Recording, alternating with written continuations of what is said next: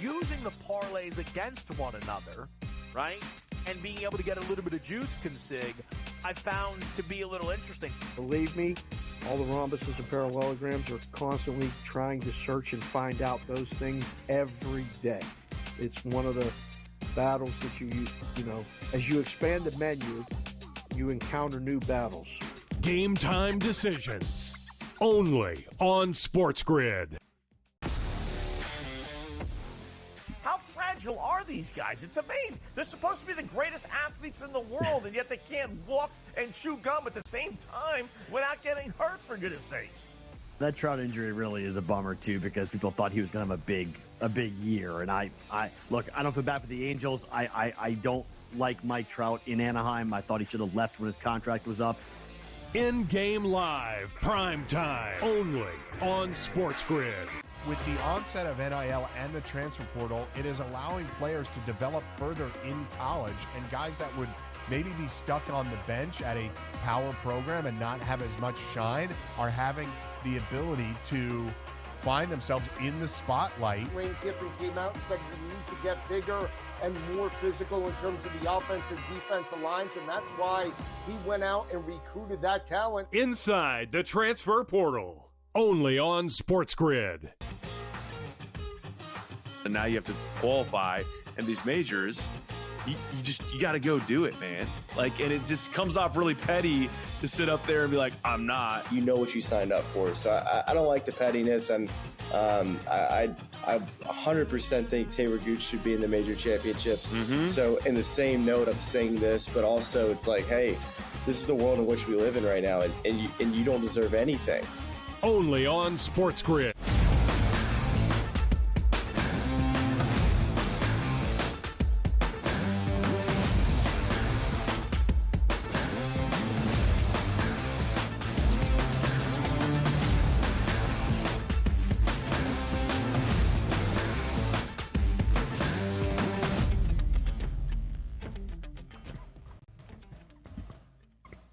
Welcome to hour number 2, live right here on the early line on SportsGrid. He is Donnie Rightside. I am Ben Stevens. My apologies for maybe guaranteeing an extra segment of work for our guy, James Young, JY, but we appreciate his coaching scouting report on this Tuesday morning, the day of game number 1, the opening game of the Eastern Conference Finals tonight in Boston. We will preview game 1 in Beantown in just a moment. We'll look big picture at the NBA and what is to come next season for some of the teams that were just eliminated later in this second hour. And we go back to Louisville one final time with our guy Keith Stewart and look forward to another signature event, or at least it will have Scotty Scheffler in the field this week at Colonial, one of the long-standing tracks on the PGA Tour in Dallas, Texas, at the Charles Schwab Challenge. All of that DRS in this second hour. We still got 2 to go up until 11 a.m. Eastern.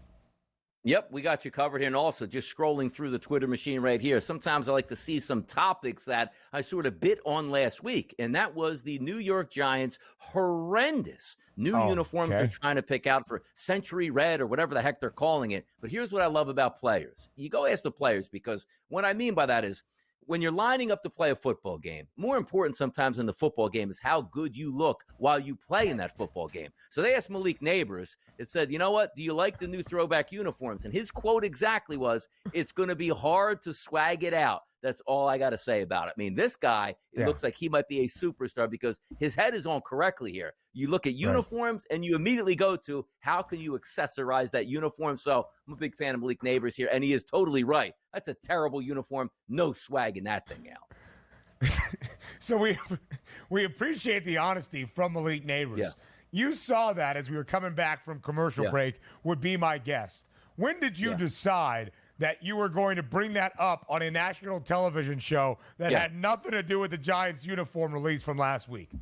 Because we're just previewing hour number 2, things we see, scrolling through. We got to keep the people updated on the information immediately. Now, whether it's Scotty Scheffler getting arrested or a prominent young wide receiver saying this uniform stinks, which is always a take I agree with, we're going to put that out there for the people. So that's right. Scotty Scheffler, the world #1 golfer, getting arrested an hour and a half before his second round tee time at a major championship. The same as Malik Neighbors talking about a uniform retro that was released by the New York Giants for a football season multiple months away. Anyway, DRS, we appreciate it. But now, again, I made a mistake and said that JY was going to be here for the start of this second hour. So I'll own up to that. I will take the responsibility. I don't know why I thought that was going to be the case, why we would even need JY for a further game preview and a deeper dive into game number 1 of the ECF. That's the Eastern Conference Finals tonight inside TD Garden. When you have the 2 premier NBA handicappers on this network live with you to start off this second hour. That's Donnie. I'm Ben. Game number 1 tonight in Boston.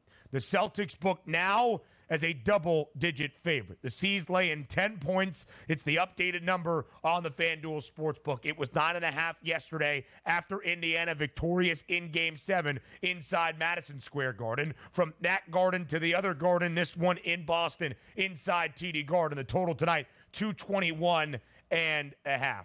I do not think this will be as easy for Boston as the games were, especially to start against Miami and or Cleveland. But yet it remains a double-digit spread. So the question is kind of the same, Donnie. The Celtics expected to win, but can the Celtics cover? I take a pause on that because we're used to not seeing this, Ben. It's the Eastern Conference Finals, Western Conference Finals. Like double digits are going to be the norm in this. Double digits game 1, no matter what the score, just depending on injury situation, we're going to have double digits again in game number 2. Then we're going to flip it back to Indiana, and what is it going to be?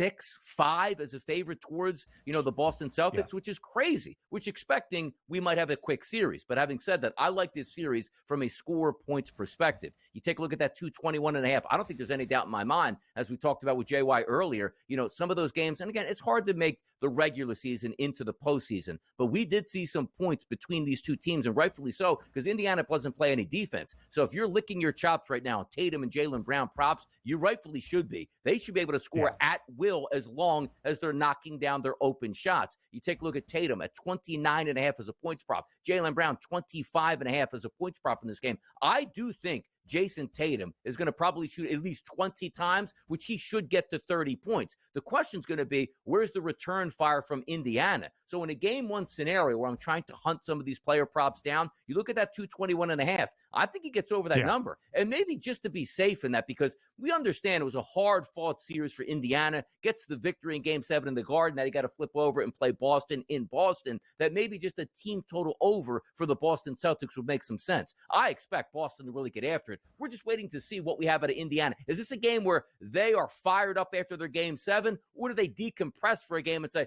whoo, made it to the Eastern Conference Finals, haven't been here in a while, get hammered in game number 1 and say, okay, now let's get back to business in game number 2.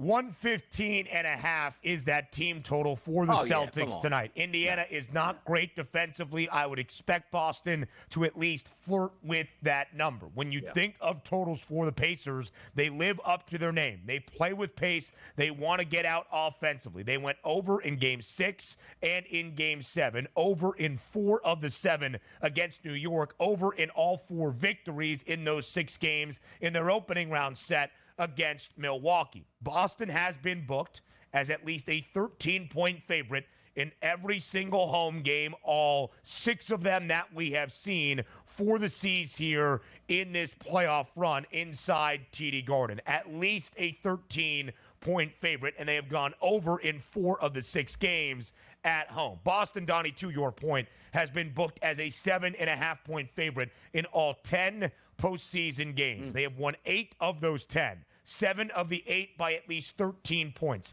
6 of the 8 they have covered as a hefty favorite, nearly double digits in all of those covers. So, yes, to see Boston as a 10-point favorite, even for what we expect to be a lopsided Eastern Conference Finals, should be jarring because it is the Eastern Conference Finals, and these are the only 2 teams remaining out of 15 in the Eastern Conference in the association but the numbers do back it up.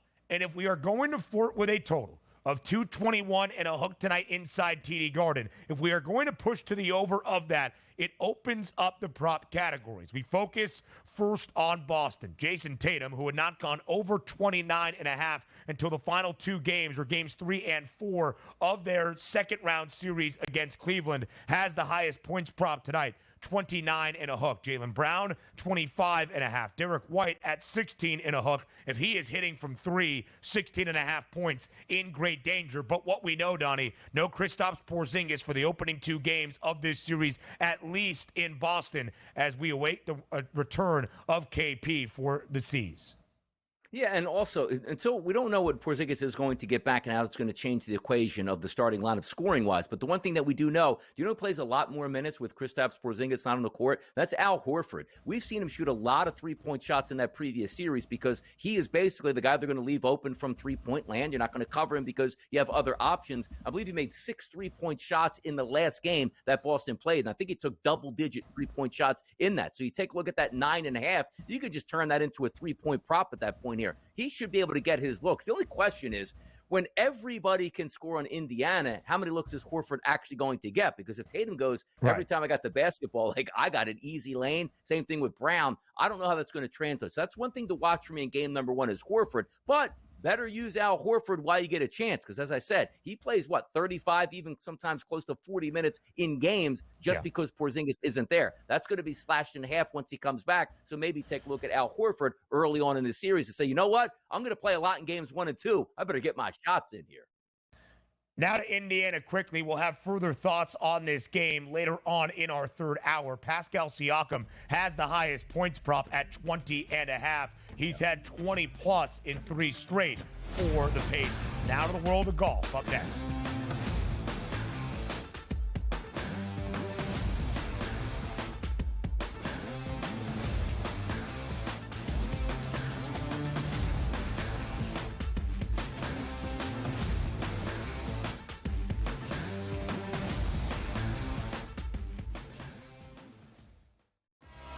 Devastating loss to Georgia Tech, where they made significant coaching errors. But Miami, with all of these changes, obviously looking to churn over this roster and upgrade the talent level. Don't sleep on Rick Pitino. Listen, at the end of the day, the portal is the portal, Mike. Don't matter where you came from, it's where you're going and how much money can you get. Inside the transfer portal, only on SportsGrid. And now you have to qualify, and these majors, you got to go do it, man. Like, and it just comes off really petty to sit up there and be like, I'm not. You know what you signed up for. So I don't like the pettiness, and I 100% think Taylor Gooch should be in the major championships. So in the same note, I'm saying this, but also it's like, hey, this is the world in which we live in right now, and you don't deserve anything. Only on SportsGrid. It's smarter to be on SportsGrid, your 24/7 sports wagering network. The early line. Magical and historic season in Lincoln, Nebraska continues. He is the best player in the NBA, but also in the biggest moments where the national media is watching. Newswire. Something that we have never seen happen before with one of the iconic coaches in the game. Pharrell Coast to Coast. The team covers. It's automatic.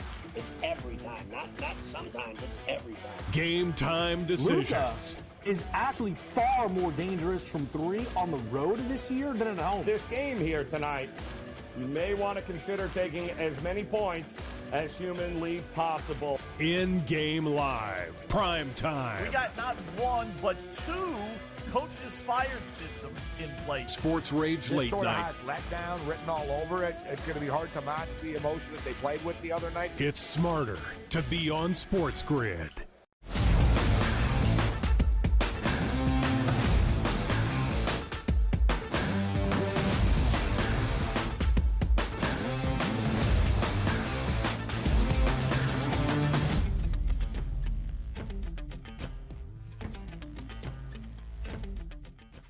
Two straight segments with Keith Stewart, live right here on this Tuesday on the early line on SportsGrid to look back at the second major championship in this season in the world of golf at the 2024 PGA Championship in a wild weekend in Louisville, Kentucky. And we look forward at the Charles Schwab Challenge this week at Colonial, one of the historic stops on the PGA Tour in Dallas, Texas. Keith, thank you for joining us here live on this Tuesday on the early line. Last time you were on TEL, it was Friday morning ahead of round number 2 at Valhalla Golf Club, live from Valhalla to try to tell us what was happening with the situation on the scene following the arrest of Scottie Scheffler. A little bit calmer on this Tuesday, I would imagine. I tell you, I've been to going to golf events for many, many years and covering them live, and I have never witnessed anything in a media center much like what was happening on Friday. The anxiousness, the storylines, the rumors, everything, the electricity of that room and that of the atmosphere and the vibe on the golf course with Scottie going around and the chants for him, free Scottie. It was pretty amazing stuff and some unbelievable theater, no doubt. It was a wild weekend, to say the least, at Valhalla. But as we focus on the golf, in the final round, it was Xander Schauffele prevailing over a field where everybody was going low in Louisville. Xander Schauffele, Keith, has had a world of talent for as long as he has been on the PGA Tour. A gold medal winner in Olympic golf, but that major title had eluded him in any of the 4 majors, finishing top 10 in each of the 4 entering this week at the 2024 PGA Championship. But when all was said and done, a birdie putt on his 72nd hole of the week goes around but then down, as Xander Schauffele is a major champion for the first time. How did he change the narrative around his game to ultimately end up the champion of the PGA Championship at Valhalla? Going into Valhalla, I was giving Xander 0 credit, and I walk away giving him all the credit in the world. Listening to his post-round or, post-tournament press conference on Sunday, he still remains so composed. And obviously he was very emotional at that moment and very relieved that he finally got over that hurdle in his career. But here's a guy with all the controversy that's been swirling around golf and how much of a beating he takes from the media week after week after week and not being able to close for the last 2 years. I mean, his last win was July of 2022. For him to do it in such heroic fashion, knowing he needed a birdie on the last hole, having to take that baseball swing stance, getting the ball up there, and then getting up and down. I mean, it's been a long time since we've had a major end on the final putt. I mean, it's been over 2 years. So for Valhalla, the PGA of America, and Xander to all close in such fashion, it was just unbelievable theater. And, I can't say enough good things about Xander in this moment. It was fantastic to watch in real time as well. You take a look at starting the back 9, where maybe the easiest hole in the golf course, a par 5, he bogeys that and loses the lead, then still able to gain his composure back. And also, Keith, to your point, sometimes moving forward, he could have won this, let's just say, by 5 strokes. Walking up 18, it feels great. I love the fact that he's been known to not be able to close the door, but needed the birdie on 18 to secure that victory with a clutch putt that rolled around. I think that helps him out in the future. But as we take a look at the future of golf, maybe it is Scottie Scheffler, who shot 67 round number 1, 66 after being arrested, and maybe the adrenaline sort of got away with him on Saturday, but Sunday, right back in the form at a 65. It's almost a shame, because if he would have had a very good round, at least a decent round in round number 3, who knows what we would have saw on Sunday. Talk to us about Scottie Scheffler, how he encapsulated this entire week at the PGA and still able to perform and get a top 10. Well, I tell you what, it is a great microcosm for all that's going on in golf. I mean, all the disruption that we faced for the last 2 years was kind of the way Scottie led his week. I mean, here's a guy who is by far the best player in the world, and he showed it. And maybe Ted Scott has tons of job security, because part of the storyline was that his caddy had to leave on Saturday, and he had permission ahead of time, and it was well known in Scottie's camp that Ted was going to his daughter's high school graduation. But boy, did he need help on Saturday, keeping it all together after that adrenaline rush, like completely, challenged him after the big dump on Friday night, and he was just like, oh, geez, like what just happened to me? And then he comes back Saturday needing to compete again. He probably really needed Ted Scott on his bag. But overall, I mean, this is just a sign of the times in golf. This guy is an amazing talent. And at the end of the day, we had roughly, 5, 6, 7 policemen on a Friday morning that couldn't recognize him. and put him in a cop car and sent him to jail? I mean, what are we doing? Like that's unbelievable to me. It kind of just shows to me that like all the stuff that we've been dealing with in golf, the talent is still there. And we need to celebrate the golfers more. You know, everyone's being critical of, the way the Xander was 21 under. How about that Xander shot 21 under? How about that Bryson birdied the last hole to force a playoff? How about Victor Hovland and Colin Morikawa, these young stars coming back? I mean, how about all of these different storylines that are so positive, and yet we don't even know who the number one golfer in the world is in Louisville? I mean, like, this just blows my mind. I mean, there's so many positives in the golf world of which I've been a part of forever. I mean, Bryson walked around that place like Arnold Palmer. I mean, he was the people's champion. It was so cool. And yet we can't come together. I mean, at the end of the day, the best way I can answer your question, Donnie, is to say that Scottie Scheffler is without a doubt the best golfer in the world. He showed that this weekend, but there's a lot of other guys out there that are working really hard to try to catch him. And we're going to have some unbelievable theater this year when they come together. It was an absolutely star-studded and stacked leaderboard in the final 9 of a final round of a major championship. Bryson pushing Xander Schauffele, Victor Hovland making a charge, Colin Morikawa finally recording a birdie on his 72nd hole, his 18th of Sunday. So quickly here, Keith, a quick early look at the next major championship on the docket in about a month, in the middle of June in North Carolina. Pinehurst #2 for the 2024 U.S. Open. I think the theater that we saw on Sunday sets the stage for the U.S. Open. What say you? Oh, there's no doubt about that. These guys have now officially understood that these 4 events have, if they thought they were a big deal going in, they're 10x that now. And the golf world can't wait for it enough. I mean, the anticipation, the crowds on Sunday. I walked with Victor and Bryson. Unbelievable. I can't wait to talk and get into Colonial even next week. It'd be good. We're talking Colonial next. You're on the early line.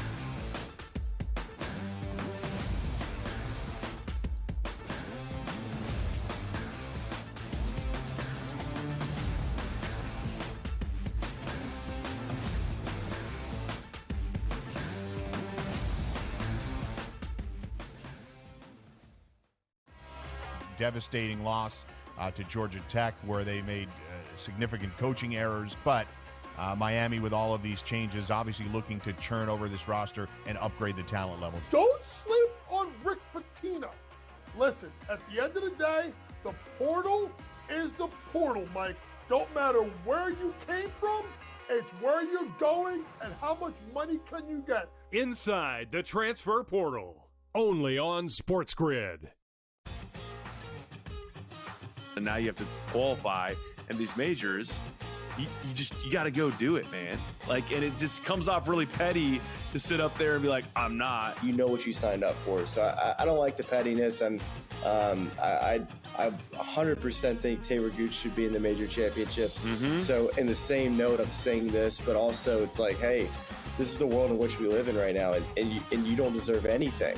Only on SportsGrid. It's smarter to be on SportsGrid, your 24/7 sports wagering network. The early line. Magical and historic season in Lincoln, Nebraska continues. He is the best player in the NBA, but also in the biggest moments where the national media is watching. Newswire. Something that we have never seen happen before with one of the iconic coaches in the game. Pharrell, coast to coast. The team covers. It's automatic. It's every time. Not sometimes. It's every time. Game time decisions. Luka is actually far more dangerous from 3 on the road this year than at home. This game here tonight, you may want to consider taking as many points as humanly possible. In-game live, prime time. We got not 1, but 2 coaches fired systems in place. Sports Rage This late sort of night. has letdown written all over it. It's going to be hard to match the emotion that they played with the other night. It's smarter to be on SportsGrid.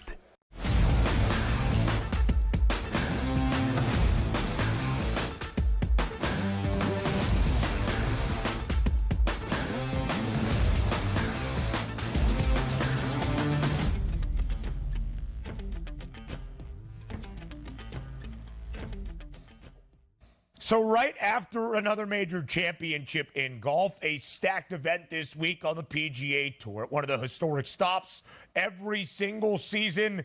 We go to Colonial in Dallas for the Charles Schwab Challenge. Keith Stewart joins us for a second consecutive segment to look at a new week on the PGA Tour. And Keith, back in Dallas, Scottie Scheffler returns home to his newborn and his wife after a tumultuous week in Louisville. But as we shared, a very strong final round that reminds why Scottie Scheffler is the best golfer on planet Earth at this moment.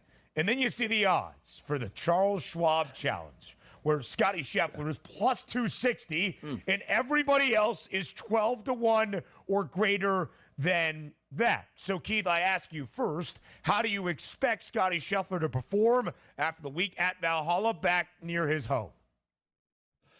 Scottie Scheffler likes to win. And the only reason he didn't win last week was because he was processed. I mean, at the end of the day, he would have definitely won that tournament. And everyone on property feels the same way. And even Xander would say, hey, the door was open. There was an opportunity because of all the controversy that was circling around him. And I was able to get through and win and beat Bryson. I mean, all of those guys were thankful for that. I mean, just look at this odds board. Look how long all the other odds are versus Scottie. Scottie, this place, they've come here for, 77 years, but in the 78th, they've done a complete transformation to this golf course. Gil Hance, the architect who did Southern Hills, he did the Country Club, a couple of majors over the last few years. He has restored this place back to the days of Ben Hogan. And in doing so, he's only made it easier for Scottie Scheffler to win. He's put more of an emphasis on approach. The second thing is that you're going to need a new game plan. These guys that have been coming here for 4, 5, 7 years, whoever in the field, this is going to be a new setting for them. They have to figure out the layout, what changes have been made. And of course, Gil Hance, he restored the golf course and he made it shorter, guys. I mean, how many times do we hear that, right? So obviously this is going to be a thinking man's opportunity, of which Scottie is the best in the field at. And scoring wise, it's not the longest golf course in the world. Scottie's the best scorer, short game wise, and not necessarily always with the putter. But boy, he is some cerebral golfer. And if we're making this a challenge about adaptability and approach, then, Scheffler's odds are actually very accurate. It's pretty crazy. He's a plus 260 to win this week, which is incredible when you think about Morikawa at a 12-1 price, Spieth at a 20-1. We haven't seen these type of numbers in a long, long time. But tell us a little bit about that golf course and how it plays out. And also, Keith, are there any chances down the line for some longer shots to try to win this, knowing, as what you just said, it's not the same golf course that we're used to seeing over the past couple of years?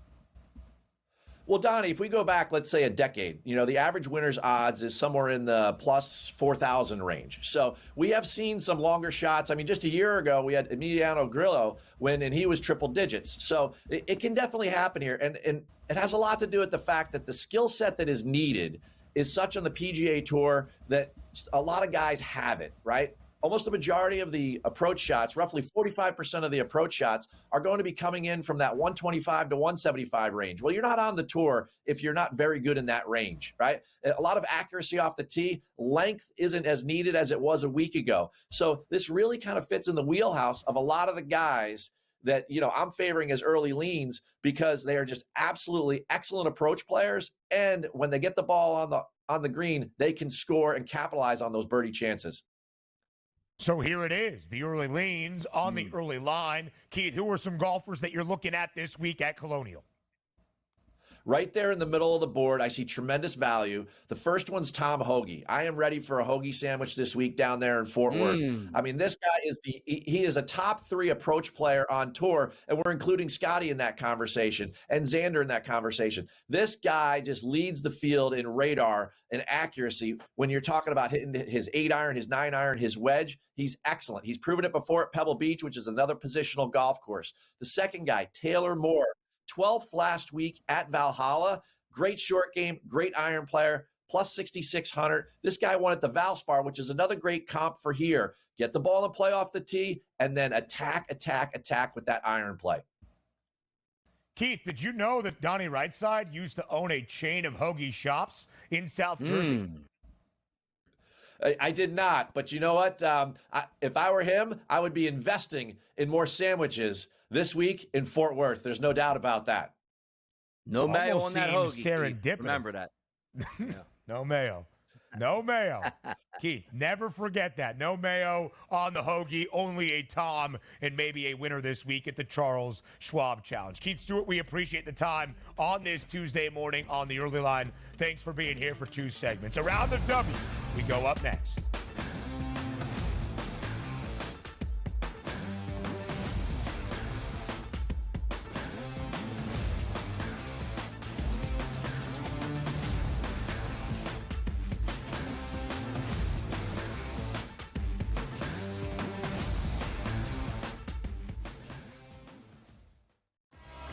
Devastating loss to Georgia Tech, where they made significant coaching errors. But Miami, with all of these changes, obviously looking to churn over this roster and upgrade the talent level. Don't sleep on Rick Pitino. Listen, at the end of the day, the portal is the portal, Mike. Don't matter where you came from, it's where you're going and how much money can you get. Inside the transfer portal, only on SportsGrid. And now you have to qualify, and these majors, you got to go do it, man. Like, and it just comes off really petty to sit up there and be like, I'm not. You know what you signed up for. So I don't like the pettiness, and I 100% think Taylor Gooch should be in the major championships. So in the same note, I'm saying this, but also it's like, hey, this is the world in which we live in right now, and you don't deserve anything. Only on SportsGrid. It's smarter to be on SportsGrid, your 24/7 sports wagering network. The early line. Magical and historic season in Lincoln, Nebraska continues. He is the best player in the NBA, but also in the biggest moments where the national media is watching. Newswire. Something that we have never seen happen before with one of the iconic coaches in the game. Pharrell coast to coast. The team covers. It's automatic. It's every time. Not sometimes. It's every time. Game time decisions. Luka is actually far more dangerous from 3 on the road this year than at home. This game here tonight, you may want to consider taking as many points as humanly possible. In-game live. Prime time. We got not 1, but 2 coaches fired systems in place. Sports Rage This late sort of night. has letdown written all over it. It's going to be hard to match the emotion that they played with the other night. It's smarter to be on SportsGrid.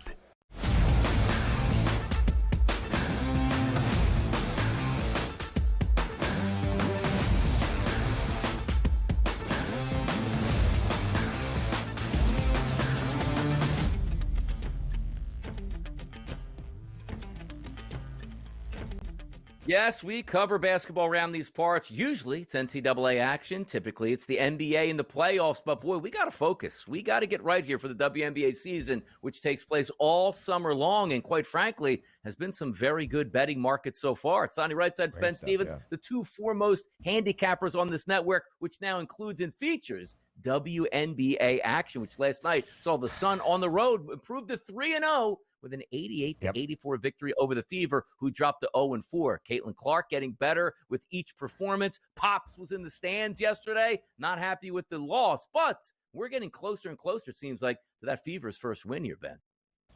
Listen, Indiana is starting to figure some things out. We'll talk about the Fever in just a moment and make the point that we shared just a week ago with all the hype and optimism around Caitlin Clark's WNBA debut, the start of this W season, just a week old, and what the outlook is for Indiana. But we go to Connecticut, who the Fever have played twice. They've also played the Liberty twice. New York made the WNBA Finals, coming up short against the Aces. Connecticut was the only other team to win more than 25 games last year. That was the Sun. It has been a grueling start to this season for Indiana. Home and home virtually versus Connecticut and New York. So, yes, being 0-4 does not look great from the win-loss perspective, but it does explain the start to this year. And the Sun are going to be back to that pantheon of which we saw them at last year, especially if Alyssa Thomas and DeWanna Bonner continue to play the way they are right now. Bonner, 22 points last night, a clutch go-ahead bucket late. That was the game-winning shot for Connecticut. And Alyssa Thomas is the do-it-all each and every game. 1 assist shy of her second triple-double of this season already, both coming perhaps against Indiana. But again, only 9 dimes last night. Did finish with a game-high 24 points and 14 rebounds, playing 40 minutes for the Sun last night. Connecticut is very, very good. But they were a 6-point favorite on the road in Indiana. The Fever cover that number. A total of 163.5 does go over because the Fever are starting to find their footing. And that is also a storyline here for Indiana, DRS. They have now covered in 2 straight games against New York and Connecticut, despite dropping their first 4 to start this year. It was going to take some time in Indianapolis, but the Fever are starting to round into form ever so slightly. Yeah, and by the way, take a look at the game yesterday. In typical, you know me, Ben, I love a good box score. 40% on the road shooting for the Connecticut Sun. The Indiana Fever at home, 48%. 3-point shooting on the road for the Sun, 21%. At home for the Fever, 30%. Free throw shooting, 80% on one side, 92% on the other side. But again, 24 of 30 for 80%, much better than 12 of 13 for 92.2%. But the focus, as always, is going to be on Caitlin Clark. 27 minutes played, 5 of 11 from the field, which included 3 of 7 from three-point land, 3 boards, 5 assists, and 5 turnovers, and minus 18 in that game, and 17 total points. So as we look at her seasonal averages here, 17, 5.5, 4, but averaging 6.5 turnovers per game, that's going to have to get a little bit lower. But I do think if you're watching the game-by-game process for both her and also her team, you could see it starting to come together. There's no more butterflies out there. Oh, this is my first professional game going up against quality basketball teams. I believe those numbers will get even more efficient as we go, and also the wins will start to come for the Fever. In your opinion, looking at Caitlin Clark, and again, it's a short sample size, from game 1 to game 4, what have we seen in your eyes, Ben? We have seen Caitlin Clark start to play more like Caitlin Clark in her ability in this Indiana offense to orchestrate things. There have been some confusion, I think, that has led to some of these turnovers. We saw it on display last night. I even tweeted it out. Part of the bread and butter of what Caitlin Clark does better than anybody else in women's basketball, at least at the collegiate level, is lead in transition. And the bigs at Iowa would get out and run, understanding how their point guard likes to play. There has been that adjustment period now for the Fever, leading to some of those turnovers. Her role in this offense starting to pick up as well. We got a report from ESPN's Holly Rowe, who was the sideline reporter last night in Indy, saying that she spoke to Caitlin prior to this game last night against the Sun. And Caitlin said in the first few games of her WNBA career, she was feeling things out. She wanted to be respectful of her teammates who had been in that franchise and the organization for longer. Ahead of game number 3 against New York in Brooklyn on Saturday, she just started to play like herself again, and you see those results. Only 27 minutes last night because of an injury to her ankle that she suffered late in the opening half. Of course, she did return, but 17 points, hit 3 threes. She is going to continue to fire from deep. And Donnie, I said this about Indiana overall. Caitlin Clark will be fine. The Fever will be fine. They have started their season, all 4 games, against the second and third best teams in the WNBA a season ago. Indiana entering this year, 7 consecutive seasons of a losing record. Only twice in that 7-season span had the Fever even won double-digit regular season games. So the expectation that they're a surefire 20-win team in this 40-game WNBA season, or they are going to be one of the top 8 to make the playoffs, large and lofty expectations for a team in Indy that has not seen that level of success in a very long time. Once the Fever's schedule starts to slow down ever so slightly, that's when we'll get a true picture of what Indiana and Caitlin Clark are able to accomplish this season. We had a doubleheader last night in the WNBA. Second game of that doubleheader was the Storm and the Liberty. The Liberty improved to 4-0 in a lower scoring tilt, 74-63 over the Storm, who dropped them to 1-3. Brandon Stewart in that game, 16 points, 11 rebounds, and 3 assists. The Liberty looks like they're back on course here for yet a possible run at a WNBA championship. Yeah, Sabrina Ionescu, great last night as well. 20 points and 8 dimes. And Jonquel Jones has been a revelation, one of the key additions to this New York team that really highlights what they can do in the front court alongside Stewie. She is the vet. 28 minutes last night, 16 points and 8 rebounds as well. So the Liberty off to a perfect 4-0 start, but they were a 13-point favorite, did not cover. Total of 166 stays well under. New York hasn't covered in 3 of their first 4 games yet, despite the perfect 4-0 start. The Libs are going to be just fine. I think the story actually, Donnie, is with the Storm. Seattle has the 3rd best price to win the WNBA championship, well behind both the Aces and the Liberty at this moment. But Seattle was supposed to be a team that really elevated its game this offseason. Not only the NBA's leading scorer in Jewel Lloyd, but they add Skylar Diggins-Smith and Nneka Ogwumike. It's been a slow start for Seattle, and their lottery draft pick in Nika Mule, an outstanding defender from Connecticut, due to visa issues, hasn't played just yet, or maybe last night was her debut for Seattle. No, she was not in the lineup last night. So a slow start for Seattle to figure things out, which leads the RS to the WNBA title odds, where it's still the Aces and the Liberty. Las Vegas off to a perfect start, 60 cents in front of New York. Really, for me, there's that tier of 2, but I think it's Las Vegas and everybody else, New York even behind, as you start to look at those WNBA championship odds. And I would still put Connecticut in front of Seattle. The Sun looked great. Alyssa Thomas playing at an elite level, and DeWanna Bonner continues to score. I put Connecticut in front of Seattle. And by the way, take a look at the MVP odds. We used to see in the top 3 there, Caitlin Clark at around an 11-1 or so price. Now we see Wilson, Thomas, and Stewart as the new top 3. Look, it was always protecting themselves through the sports books a la Tiger Woods in a PGA Championship, where people are always going to bet that point. But now we're seeing the superstars rise to the occasion. Wilson at a minus 110 price after just a few games into the season. That's pretty incredible. Absolutely so. And A'ja Wilson was the rightful WNBA MVP favorite, as we shared, by the way, the Las Vegas Aces and A'ja Wilson, a 14.5-point home favorite tonight against the Phoenix Mercury with a total of 173.5. Difficult place to play and win, DRS, to walk out with a victory if you're the road team inside the Michelob Ultra Arena on the Strip in Sin City. We'll have plenty more here on the early line on this Tuesday. Coming up next, we'll talk about some teams and their outlook for next year in the association, in the NBA, on the other side of the break.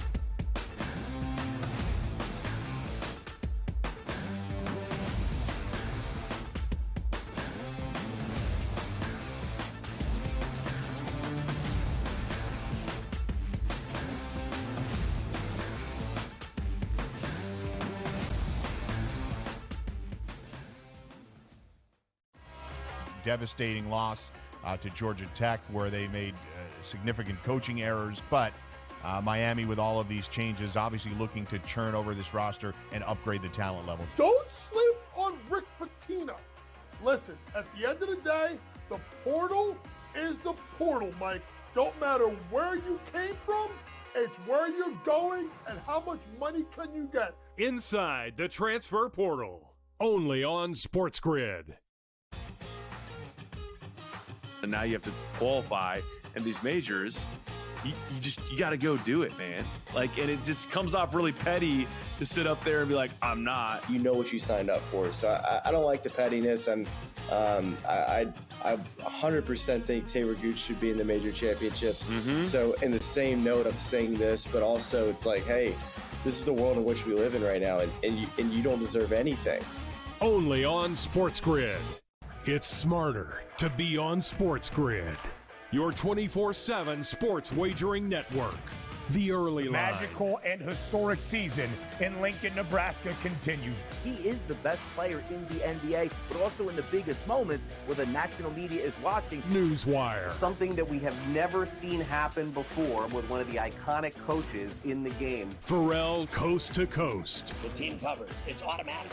It's every time. Not sometimes. It's every time. Game time decisions. Luka is actually far more dangerous from 3 on the road this year than at home. This game here tonight, you may want to consider taking as many points as humanly possible. In-game live, prime time. We got not 1, but 2 coaches fired systems in place. Sports Rage This Late sort of Night. has letdown written all over it. It's going to be hard to match the emotion that they played with the other night. It's smarter to be on Sports Grid.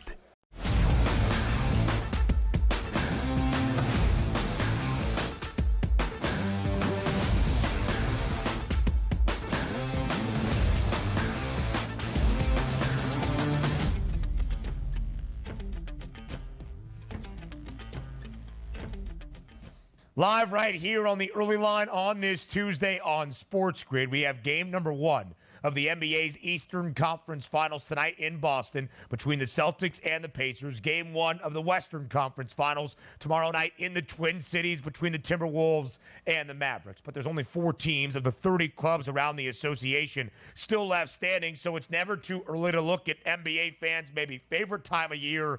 That would be the summer and the offseason. And Donnie, although the year has come to a close for the Oklahoma City Thunder, what an optimistic season it was in OKC, a team that outpaced the Denver Nuggets to earn the number 1 seed in the Western Conference with the NBA Coach of the Year in Mark Daigneault and, of course, a star in Shai Gilgeous-Alexander and a first-team NBA All-Rookie performer in Chet Holmgren. But entering this year, OKC did not have one of the shortest prices to win the Western Conference. It was 29-1. So now we take a guess on Guess the Line of what the price is going to be entering next year. If you had to estimate what that number looks like for the Thunder entering next season to win the West, what do you think it is?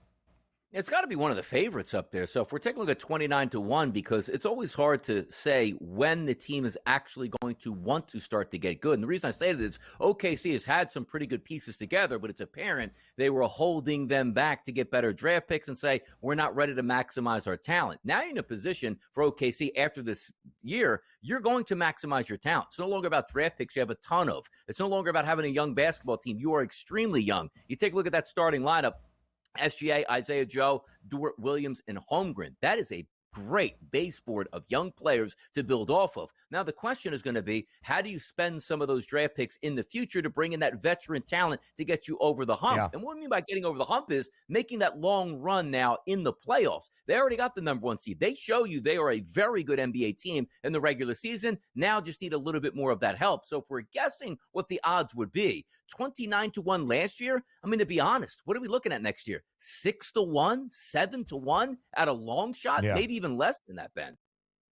I can't wait to see what those odds look like because the story, as we have said many times on this show, entering a new NBA season in 23-24 was the idea of the Big Four, the 2 teams from the Eastern Conference, favored to win the NBA championship and, of course, co-favorites to win the East, Boston and Milwaukee, and the 2 teams about $2 behind to win the NBA championship, but co-favorites out west, the reigning champs in the Nuggets and the Phoenix Suns. 3 of those 4 teams never amounted to getting anywhere close to those numbers. I mean, the Denver Nuggets did reach the second round and a Game 7. But at 29-1, Oklahoma City was tied for the 8th best price to win the Western Conference crown, along with 4 other teams, including the Timberwolves, who, of course, are favored now to get that done at a minus 168 series price against the Dallas Mavericks. I have to believe the price is less than 10-1. I have to believe for Oklahoma City, the price is in the top 5.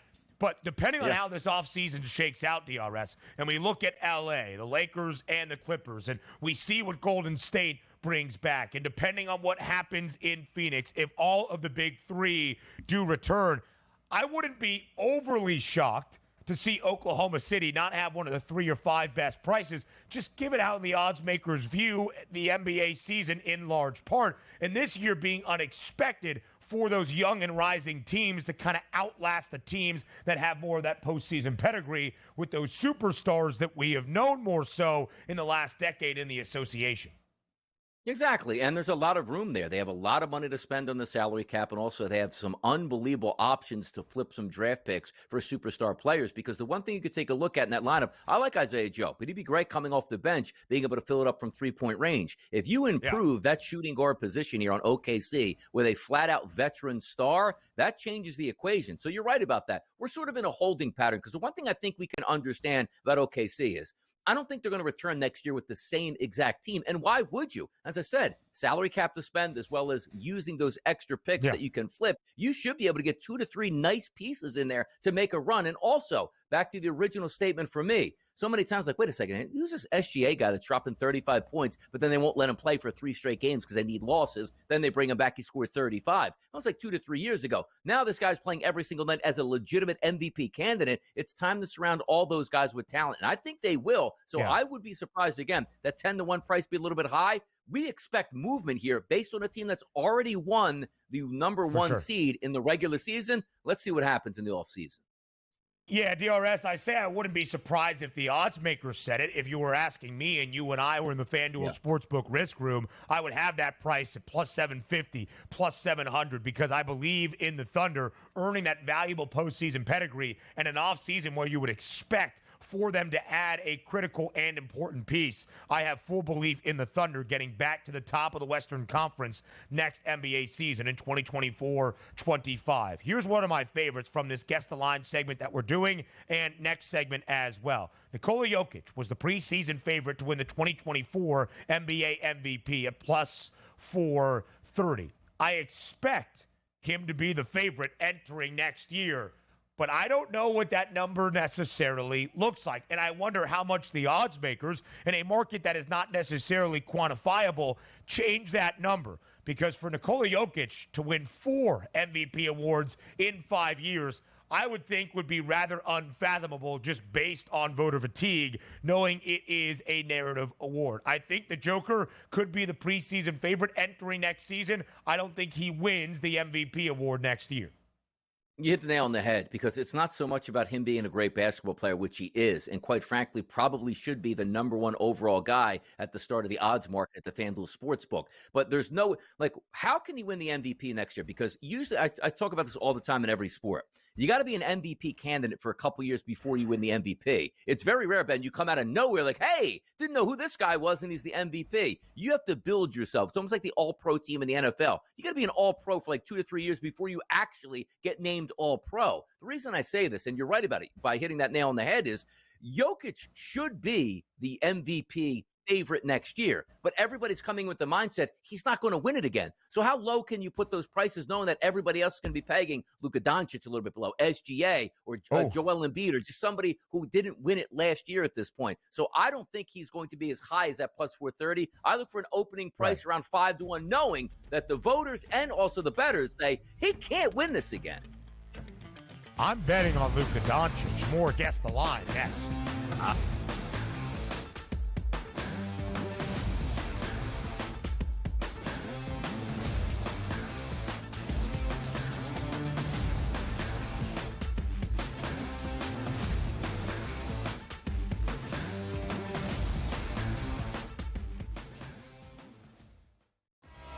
Devastating loss to Georgia Tech, where they made significant coaching errors, but Miami, with all of these changes, obviously looking to churn over this roster and upgrade the talent level. Don't sleep on Rick Pitino. Listen, at the end of the day, the portal is the portal, Mike. Don't matter where you came from, it's where you're going and how much money can you get. Inside the transfer portal, only on SportsGrid. And now you have to qualify, and these majors, you got to go do it, man. And it just comes off really petty to sit up there and be like, I'm not. You know what you signed up for. So I don't like the pettiness, and I 100% think Taylor Gooch should be in the major championships. So in the same note, I'm saying this, but also it's like, hey, this is the world in which we live in right now, and you don't deserve anything. Only on SportsGrid. It's smarter to be on SportsGrid, your 24/7 sports wagering network. The early line. Magical and historic season in Lincoln, Nebraska continues. He is the best player in the NBA, but also in the biggest moments where the national media is watching. Newswire. Something that we have never seen happen before with one of the iconic coaches in the game. Pharrell, coast to coast. The team covers. It's automatic. It's every time. Not sometimes. It's every time. Game time decisions. Luka is actually far more dangerous from 3 on the road this year than at home. This game here tonight you may want to consider taking as many points as humanly possible. In-game live, prime time. We got not one, but two coaches fired systems in place. Sports Rage This Late sort of Night. has letdown written all over it. It's going to be hard to match the emotion that they played with the other night. It's smarter to be on SportsGrid.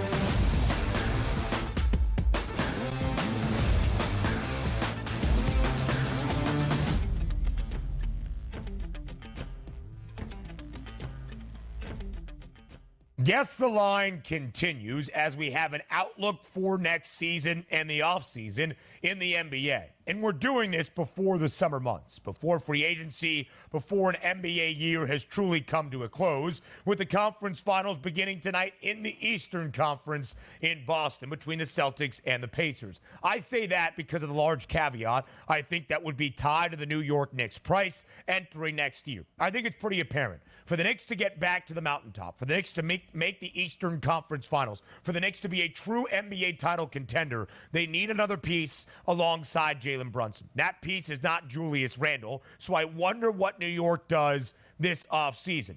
A couple of years ago, there was a thought, DRS, that the Knicks were maybe not that attractive destination in the Big Apple that they once had the idea of being. Now I believe New York is. I think there will be a big fish on the line to make their way to Madison Square Garden for next year. So the Knicks entered this season at 16-1 to win the Eastern Conference crown. I believe it was the fifth best price, well behind both Boston and Milwaukee, with Philadelphia and Miami in front of New York as well. What do you think the price is on the New York Knicks entering next season to win the Eastern Conference Championship? Yeah, if we're taking a look at it 16-1, you know it's going to be lower than that right off the bat because the Knicks have a really good organization, a good basketball team, and superstar players like Jalen Brunson. But the fact of the matter is this roster is going to change next year, and also the landscape of the East. I don't know how much it changes from being top-heavy. The reason I say that is the Boston Celtics are going to have a championship-laden team. Granted, most of those players we expect to come back. You also take a look at the Milwaukee Bucks. That was a down ending to the season. Why? Because most likely some of your superstar players got injured, one like Giannis Antetokounmpo. So let's just say he holds the pedal to the metal in Milwaukee, as he's told them repeatedly. I'm not going to stay here or be happy unless you give me exactly what I want on a year-to-year basis. They'll be back up there. And also the Philadelphia 76ers looking to add another max contract player along with Tyrese Maxey and Joel Embiid. I think those three teams will be priced ahead of the New York Knicks. But after that, it really should be the New York Knicks, which a 16-1 price in the East should be much lower as the fourth technical seed. So if I'm being honest with myself, probably an 8 to 9 to 1 price on the New York Knicks in the East next year, to me, does make some sense because they will make changes. And we saw how good they can be with Jalen Brunson. But I honestly believe they'll be seeded fourth in the odds market once we get those numbers from FanDuel. I think fourth is correct, but I wonder what fourth best is in terms of the number. These notes from our producer, Joe Frizo, who tracks the markets very well. I had it incorrect. It was not New York with the fifth best price. It was sixth best. Boston and Milwaukee, super short co-favorites to win the East before the year at plus 175. Third best number was the Cavs at plus 750. Then Philly at 10-1 with the uncertainty around James Harden and his status. And then Miami with the fifth best number at 11-1 and the New York Knicks at a 16-1 price. I think New York is closer to that 10-1 number, but I think Boston will enter next season as a very short favorite to win the East. If Dame and Giannis both return to Milwaukee, which is what we would expect, I think they have the second best number, and I think Joel Embiid and Tyrese Maxey have been that formidable duo in Philadelphia, third best price. So where exactly are the gaps in terms of those numbers? I do think New York has that fourth best price. Could Donovan Mitchell impact that price for the Knickerbockers? Donovan Mitchell, what team is he going to be on in 2024-25? What would you set the odds on, DRS, that he returns to your favorite city, Cleveland?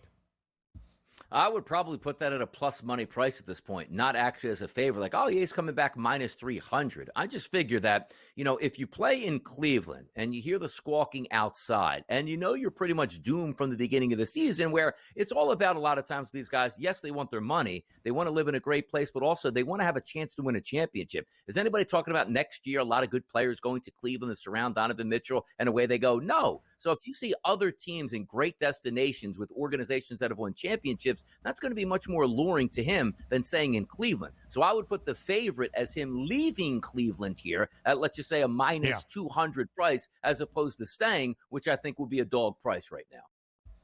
I agree. I would say minus 250 for him to go anywhere else in the NBA, probably plus 600 for him to return in Cleveland. I just really think his time in Cleveland has come to a close. I think the Cavaliers are going to undergo some offseason changes to that roster and maybe even the coaching staff and JB Bickerstaff. I don't know where Donovan Mitchell ends up. We heard from JY he doesn't want him in New York. Maybe it's not with the Knicks. Maybe it's the Brooklyn Nets. Could it be another place? That remains to be seen. But Spida will be a big-time player to monitor. Lakers make some sense. Hour 3 comes your way next.